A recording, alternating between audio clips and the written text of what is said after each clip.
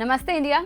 आज 1 फरवरी 2026 है। आज का दिन पूरे देश के लिए, आपकी जेब के लिए और हमारी इकोनॉमी की दिशा तय करने के लिए सबसे इम्पोर्टेंट और सबसे बड़ा दिन है। आज फाइनेंस मिनिस्टर निर्मला सीतारमण जी ने पार्लियामेंट में अपना 9th यूनियन बजट पेश किया। I present the budget for the year 2026-2027. अब आप में से बहुत लोग सोच रहे होंगे तो बजट तो बहुत बोरिंग होता है, इसमें सिर्फ नंबर्स होते हैं, डेटा होता है, हमें क्या ही समझ आएगा।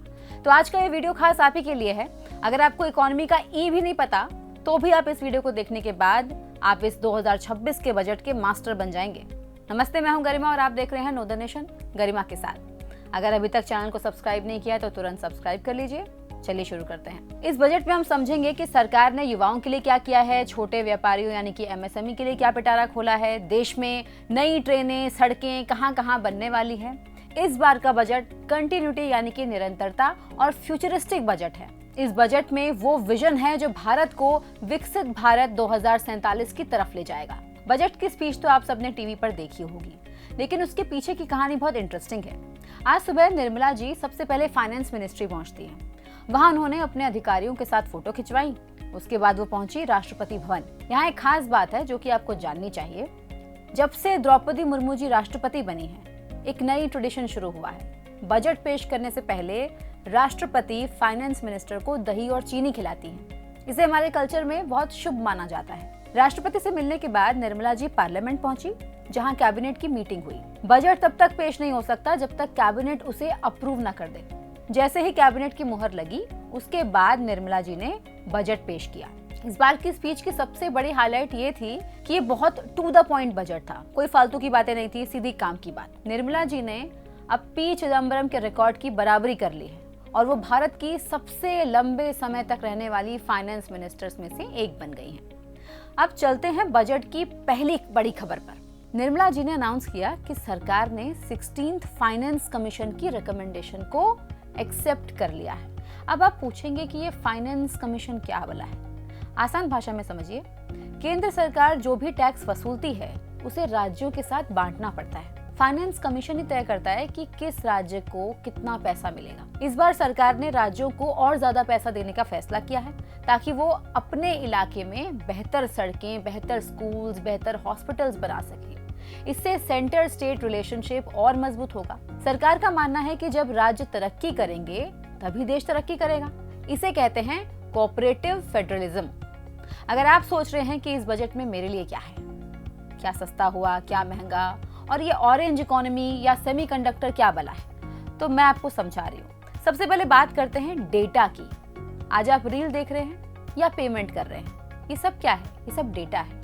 सरकार ने विदेशी कंपनियों से कहा है, इंडिया आओ, यहाँ डेटा सेंटर्स बनाओ और हम आपको 2047 तक टैक्स हॉलिडे देंगे, यानी कि 2047 तक टैक्स की बड़ी छूट देंगे। इंडिया को क्लाउड और डेटा सर्विस का हब बनाने के लिए सरकार ने विदेशी कंपनियों को बम्पर छूट दे दी है। इससे फायदा क्या होगा? इससे डेटा सस्ता होगा, विदेशों में भारत की और मांग बढ़ेगी, देश में ढेर सारी विदेशी कंपनियां आएंगी तो रोजगार भी बढ़ेगा और देश में आईटी के एजुकेशन में और तेजी आएगी।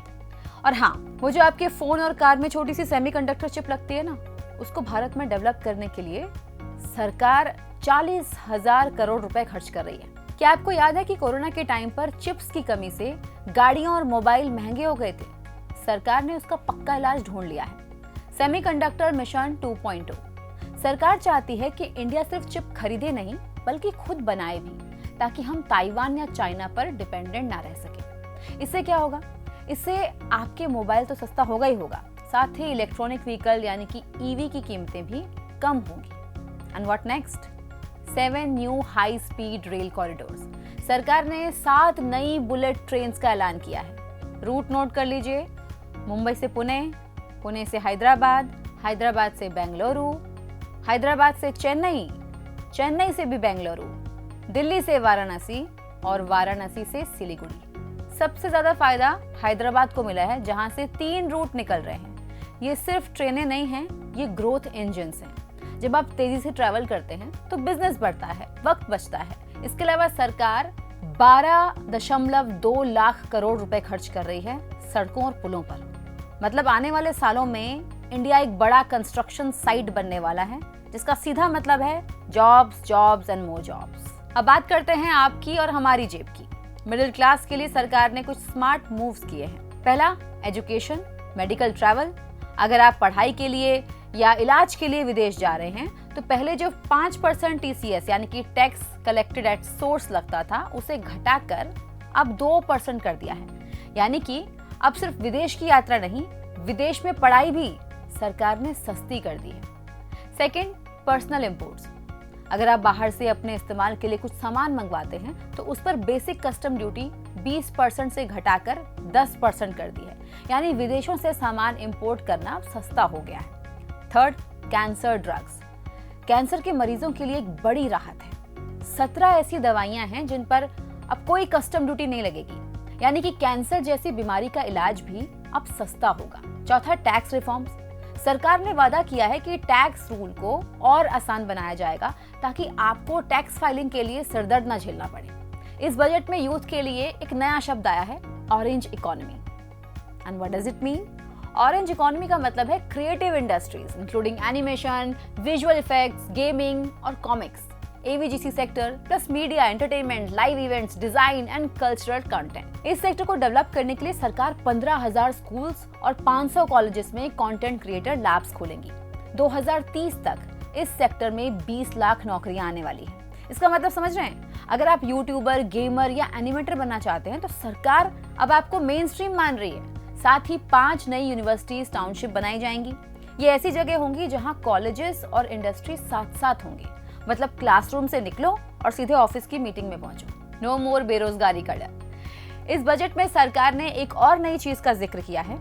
ओडिशा, केरला और आंध्र प्रदेश में रेयर अर्थ कॉरिडोर्स बनेंगे। रेयर अर्थ कॉरिडोर वो कीमती पत्थर और मिनरल्स हैं जो आपके स्मार्टफोन्स और इलेक्ट्रिक व्हीकल यानी कि EV की बैटरी में लगते हैं। अभी इस पर चीन का कब्जा है, लेकिन अब इंडिया अपनी माइंस खुद डेवलप करेगा। छोटे कारोबारियों के लिए ये बजट किसी सपने से कम नहीं है। कैसे? अगर आप छोटा बिजनेस चलाते हैं तो आपके लिए 10,000 करोड़ रुपए का SME ग्रोथ फंड बनाया गया है।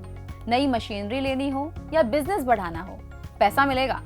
अगर आप सामान एक्सपोर्ट या इंपोर्ट करते हैं तो फाइलों के पीछे नहीं भागना होगा। डिजिटल विंडो के जरिए सारा काम ऑनलाइन और सुपर फास्ट होगा। छोटे शहरों में सरकार कॉर्पोरेट मित्रास तैनात करेगी जो आपको कागजी कार्रवाई यानी कि डॉक्यूमेंटेशन में मदद करेंगी। यानी बिजनेस करना अब मुश्किल नहीं होगा। तो कुल मिलाकर ये बजट आज से ज्यादा कल की तैयारी है। 7% की ग्रोथ रेट का टारगेट है और सरकार की प्लानिंग है 2047 तक एक डेवलप्ड नेशन यानी कि विकसित भारत बनने का। चाहे वो हाई स्पीड ट्रेन हो, दवाइयों पर राहत हो या गेमिंग सेक्टर को बढ़ावा देना। इरादा साफ है, इंडिया को ग्लोबल पावर हाउस बनाना है। आपको ये बजट कैसा लगा? क्या आपको लगता है कि आपकी लाइफ इससे और आसान होगी? कमेंट करके जरूर बताएं। देखते रहिए नो द नेशन गरिमा के साथ।